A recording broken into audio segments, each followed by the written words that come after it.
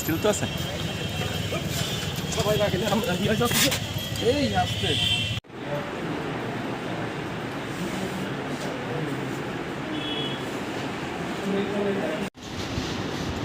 rabies নিয়ন্ত্রণের জন্য যে বিষয়গুলো দরকার সেটা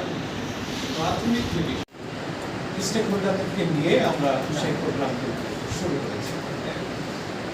ওয়ান হেলথ অ্যাপ্রোচ, এই ওয়ান হেলথ অ্যাপ্রোচ হচ্ছে আমরা হিউম্যান এমন একটা পর্যায়ে থাকবে যেখানে এক জায়গা থেকে একটা প্রাণী থেকে একটা প্রাণীতে,